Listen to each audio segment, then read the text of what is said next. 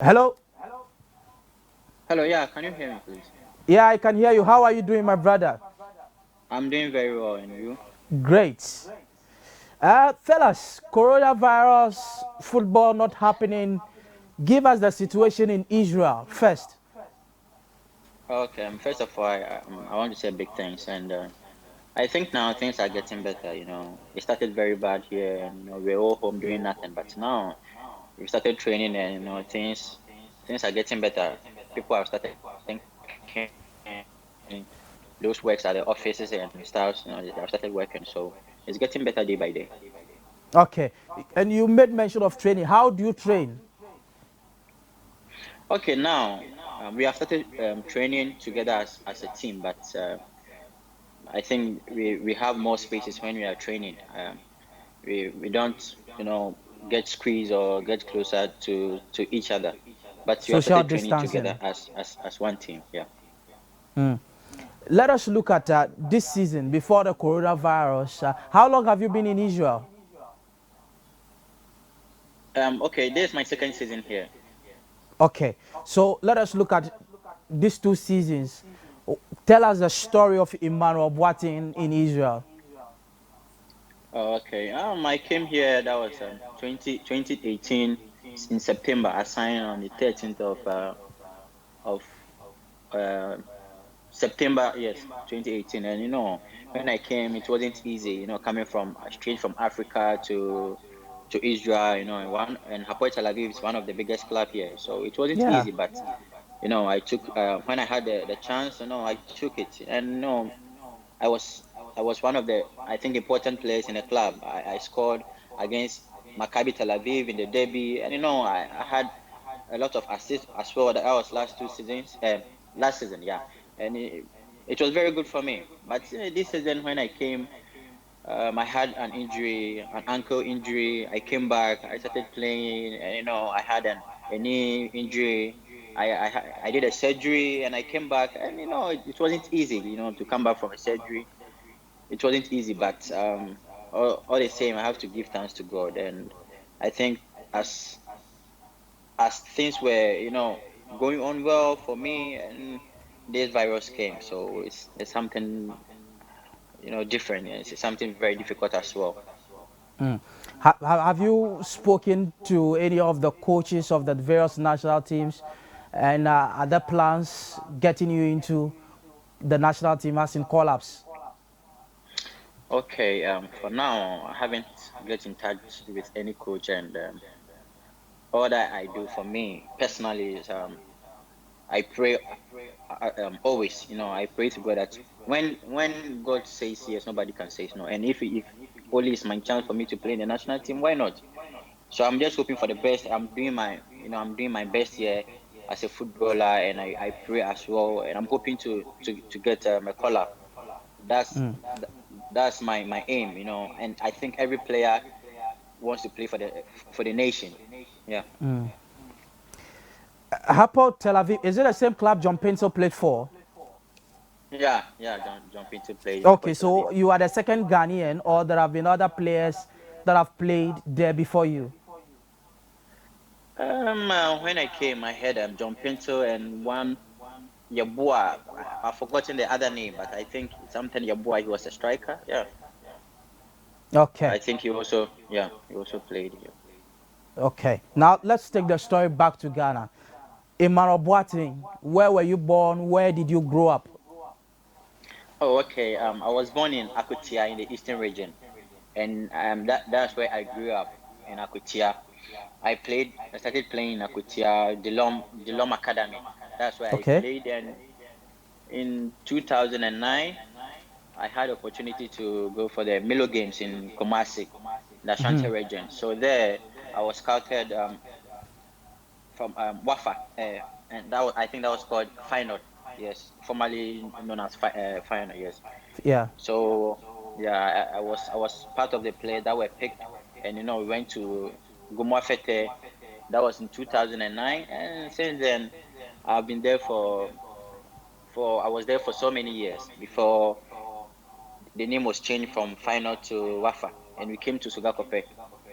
Then I was in the Premier League, and then one of the most excitement moments in my life was, I've never played in the second division or the first division before in my life, never. Whoa. So when our seniors qualified to the Premier, some traveled, some had opportunity to go outside. So it was, our chance to grab it. So we were called that, listen, we are now playing under 17, and now the club has qualified to the Premier side, and we had no choice than for you guys to play. So I was like, wow. I was young. I was like 17 years. So you can just imagine 17 years, in Ghana playing the Premier League is something Very different. huge. I think it doesn't happen a lot. Yeah. So the likes of Majida Shimero, Gideon Mensah, um, Gideon Weja was our senior as well. So Okay. yes, so we were together, and we played. That was 2014, 2015 Ghana Premier League, and that was my first Premier League season. Yeah, as I was 17 years, so it wasn't easy, and that was the next 2 seasons also I played for Wafa, and then I went to Ediana Stars. Yeah. Okay. With Adriana, what did you achieve with Adriana? Okay, when I was at Ediana, I won the Super Cup with Ediana Stars. We played against Asante Kotoko at Obuasi, and we won by 1-0. And I Okay. was I was very happy because it was my first season, and to win a medal, I think it's a plus for me as a player. So I was very happy there. And as a young player, then which coaches helped shape your career in Ghana? Come again. I'm saying as a young player, which coaches helped shape your career in Ghana? Uh, okay, when I was in Ghana, I think there was one coach called Coach Prince. He was at Feyenoord by then, Prince, but we normally call him Prichito. He's a very good player, and he played very well at the academy, and he was then a coach. So he always talked to me from Kumasi. He always talked to me. He really likes me. I'm a good player, and I should never give up in life. Never give up on my career. Keep on fighting. So I think he was the one he was always there for me to make things right. Even when we are done with training, sometimes call me so that we do our personal training, free kicks and a lot of things. So I think he really helped me very, very, very well. Okay. Now, in your playing days, who are some of the big names that were around in those days? Not only in Adriana, but in Kotoko, Hatofo. If you could remember in those days in the league, which big players were around that time? Okay, I think my first season, if I'm not forgotten, I think there was, I think Rubinya was there, and Asante Kotoko as well. They had Felix Sana, and I've forgotten a lot of names, but I do Yeah. remember Felix Sana and Michael Ekufu, and he was my senior. He was like a father to me as well. Gaddafi, yeah. And, Okay. yes, a lot of senior players also, and also in Indiana there was Elvis Opoku, Emmanuel Boateng, and yeah. And what was the level of competitiveness in the Premier League? That's the Ghana Premier League. Okay, for me, I think when we played against Hearts, I think Refo Kobna was very tough, and against Kotoko also Michael Ekufu, and a lot of some of the midfielders also were very tough, and they were very good, and also Akwesi Donso in the Mediama, yes, very tough midfielder, very good, and I think that's the few that I know. Okay. So as a young player, 17 years, you broke into the Ghana Premier League, played for Wafa, Feyenoord into Wafa, went to Adriana. Which players did you look up to when you were growing up? That you would say this were big inspirational players locally, and then maybe we look at some foreign players that also influenced you. When I was at final, there was one senior called Bernard Mensah. He plays in Turkey. I Okay. was there with him. He was my senior, and he was a very good player, and now he's still a good player. He's still playing very well in Turkey. So I really learned a lot from We him, just watched a video and also of him training just a moment ago. okay.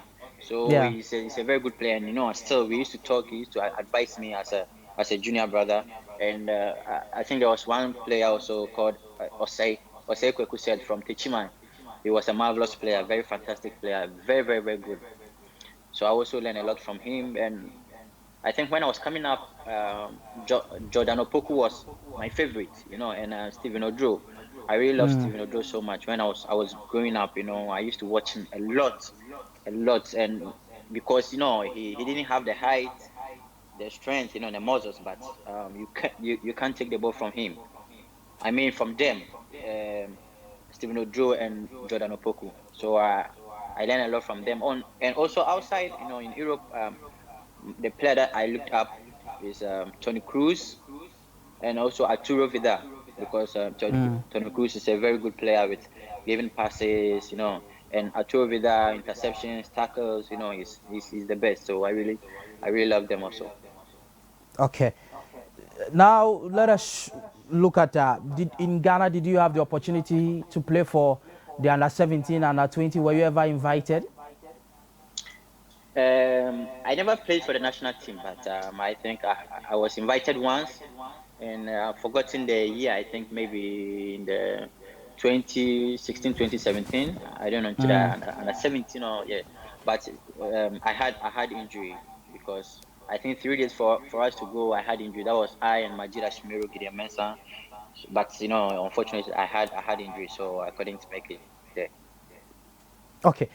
How did the big move happen from Wafa, no, from Adriana straight away to Israel, Hapoel Tel Aviv? Tell us how that whole deal happened. Hello? Yes, can you hear me? Yeah, I can hear you now. Yes, I'm asking that. Tell us how the big deal happened from Adriana FC, a local player, and you broke through to Israel playing for Hapoel Tel Aviv. Tell us how it all happened. Okay. When I was at Diana, it wasn't easy. From Wafa to Diana, like the system is different. How we used to play, and the environment, everything was totally different. So it wasn't easy at the beginning, but I was able to cope with them. And when Kenichi came, Kenichi came to Diana, he talked to me a lot, and he was like, "You are one of the best here, and even in Ghana." So he want to help me. I said, okay. So in the Africa, when we were playing in the Africa, I think I had a very good games, against AS Vita, the home game and away game, and also against ASEC in Ghana also. I played very well. So, in this agent, a lot of people watching around I think around the globe, because it's worldwide. It's not only in Ghana. So from there, my agent talked to me that, listen, there are a lot of clubs, showing interest in you, but I think Apoel Tel Aviv will be one of the best clubs for you to start as a young player. And I said, okay, whatever that you say, yes, it's fine now. So I don't have any choice. So it came, and he talked to me, and then it happened, and that was when I came here, and everything started very well for me. When you arrived in Israel, how different is their football from what we do here in Ghana? Okay, I think football. One thing I've learned in football is everything is about mentality, and here the mentality is so strong. They never give up, never and ever give up in whatever they are doing. Even if they are tired, they try to finish it up, and they are serious with their training. They are on time, and when it's 1 o'clock, they will be there. And I think in games as well, it's different. It's far different because, let's say, the pitches, they have good pitches, and the speed of the game, everything is far different. Yeah. So since you left, have you been following the game back home? And what are some of the feedbacks that you've been getting from the Ghana Premier League, even before it went on a break? Okay. Yes. I have a lot of friends that play in the Premier League in Adriana Stars, Wafa, and some few clubs. So we used to talk and we talk about the league as well. So I think I'll start from Wafa. I think Wafa was doing very well because I know a lot of players when I was there, they were very young. I think they were in under 15. And when I saw them playing the Premier League, I was very happy because I think I went through the same process. So I was so happy for them, and I was glad for them as well. And for Adriana also, I was happy they were at the first table because things started not going well for them in the beginning, but everything was well. Yaya Mohammed was scoring, and I was very happy. He used to advise me as well, and my friend Kalaba Mankwao. So I think he was playing very well. I saw a lot of good compliments about him. I saw some videos about him, and he was doing very well at the defense, and also the midfielders also they were doing very good. So that's what happened. That makes them to be on the face of the table. So I think before the virus came, I think the Ghana Premier League was going on very well. Okay. Would you, looking at Adriana's performance, would you say they would be winning the league should the league return, or even if the league doesn't come back, they should be handed the trophy as champions? Yeah, I wish the league come back, so that they can continue their good works that they are doing. And if it comes back, I'm sure that they are going to win the league because they are doing very well in not in only home games, and I think the away games also they are winning. The one against Wafa, it wasn't an easy game, but they won against Wafa. They won, I think, a few away games. So I think for me, if the league is to come back, I pray that they win, and if not, I think they should be handed as the winners. Yeah, Okay. yeah. And you playing, were things very rosy for you, or you also went through some hard times? You mean when I was in Adriana? Yes, your playing career so far, have you had things very rosy, or there have been some hard times in your playing career? Yeah. What are Um. some of those hard times? Yeah. In football, a lot of things happen.